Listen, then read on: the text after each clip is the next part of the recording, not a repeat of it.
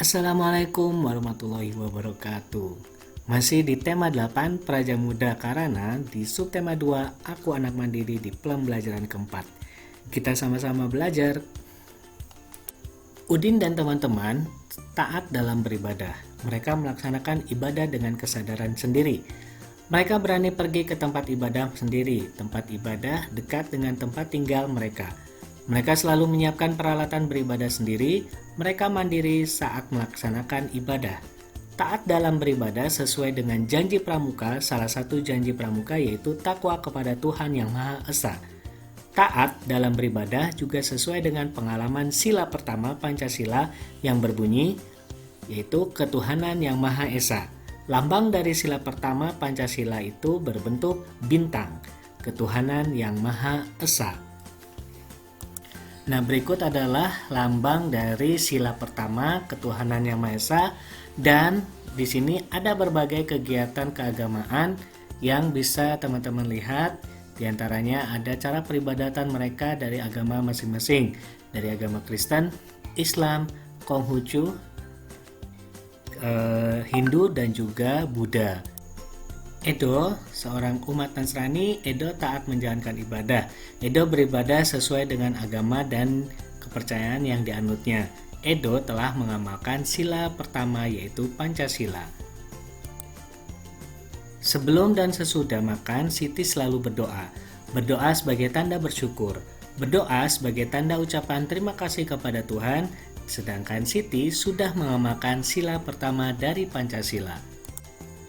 Tuliskan 5 contoh perilaku yang menunjukkan pengamalan sila pertama dari Pancasila. Nah, jawabannya adalah yang pertama, saling menghormati sesama manusia. Yang kedua, berdoa sebelum dan sesudah makan. Yang ketiga, tidak memaksakan orang lain atau masuk ke agama lain. Yang keempat, percaya dan takwa kepada Tuhan Yang Maha Esa. Yang kelima, berdoa setiap makan dan setelah selesai beribadah. Kamu sedang bekerja kelompok dengan temanmu. Nah, sedangkan saat bekerja kelompok, temanmu harus ada yang beribadah. Apa yang harus kamu lakukan? Ya, yaitu mempersilakan teman untuk beribadah bila ingin beribadah terlebih dahulu. Kemudian bisa dilanjutkan bekerja kelompoknya.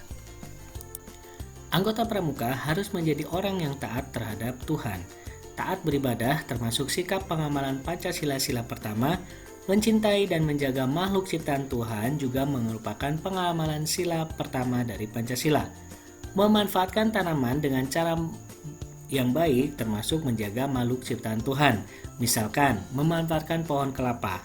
Ada beberapa manfaat pohon kelapa yang kita sudah pelajari di pembelajaran sebelumnya, yaitu bisa dijadikan sapu lidi ataupun sebagai bahan bangunan untuk membuat rumah, atau yaitu membuat ketupat dari daun kelapa. Pohon kelapa dapat dimanfaatkan sebagai tempat berteduh. Batang pohon kelapa tinggi dan daunnya yang lebar. Nah, daunnya yang melambai-lambai ditiup angin. Nah, coba kalian ikuti atau tirukan gerakan pohon kelapa. Coba ikuti gerakan tarian daun kelapa atau gerakan daun kelapa, di mana yang pertama berdiri dengan tegak, yang kedua angkat kaki, yang ketiga jinjitlah kaki setingginya yang kamu bisa, dan yang keempat tahan gerakan sampai hitungan kelima. Berdiri dengan tegak, yang kedua angkat tangan ke atas lalu genggam, yang ketiga jinjitlah kaki setinggi yang kamu bisa, lalu miringkan badan ke kiri, serta tahan gerakan sampai hitungan kelima. Dan selanjutnya itu miringkan badan ke kanan, lalu tahan gerakan sampai hitungan kelima juga. Dan yang terakhir kembali ke posisi berdiri tegak. Nah, menirukan gerakan pohon kelapa dengan baik, manakah gerakan yang paling mudah kamu lakukan? Dan manakah gerakan yang paling sulit kamu lakukan? Menirukan gerakan pohon kelapa termasuk melatih kelenturan badan. Dan menirukan gerakan pohon kelapa bertujuan untuk melemaskan otot pinggang. Tunas kelapa merupakan lambang pramuka. Kita dapat mencontoh sikap yang sesuai dengan lambang gerakan pramuka. Buah kelapa dapat bertahan lama. Buah kelapa selalu kuat dalam berbagai keadaan. Artinya, anggota pramuka selalu taat terhadap Tuhan, anggota pramuka seorang yang memiliki tubuh kuat dan sehat. Anggota pramuka selalu kuat dalam menghadapi tantangan. Nah, buah kelapa tumbuh di mana saja. Artinya, anggota pramuka dapat menyesuaikan dengan keadaan sekelilingnya. Pohon kelapa menjulang lurus ke atas. Pohon kelapa salah satu pohon yang tertinggi di Indonesia. Artinya, anggota pramuka mempunyai cita-cita yang tinggi. Anggota pramuka berpendirian teguh. Pohon kelapa tumbuh kuat erat di dalam tanah. Artinya, anggota pramuka memiliki tekad yang kuat. Anggota pramuka berpegang kuat pada landasan yang baik. Kelapa merupakan pohon serbaguna. Mulai dari ujung daun hingga akar pohon kelapa sangat bermanfaat. Artinya, anggota pramuka adalah manusia berguna. Anggota pramuka berguna untuk tanah air. Anggota pramuka berguna untuk bangsa dan negara kesatuan Republik Indonesia. Anggota pramuka berguna untuk umat manusia. Dari penjelasan tadi kita bisa membuat mind mapping ataupun peta pikiran mengenai tunas kelapa. Yang pertama, buah kelapa dapat bertahan lama, artinya pramuka selalu taat terhadap dan selalu kuat menghadapi tantangan. Yang kedua, buah kelapa dapat tumbuh di mana saja, artinya pramuka dapat menyesuaikan dengan keadaan sekelilingnya. Yang ketiga, pohon kelapa menjulang lurus ke atas, artinya pramuka mempunyai cita-cita yang tinggi dan berpendirian teguh. Yang keempat, pohon kelapa tumbuh kuat dan erat di dalam tanah, artinya pramuka memiliki tekad yang kuat dan berpegang teguh pada landasan yang baik.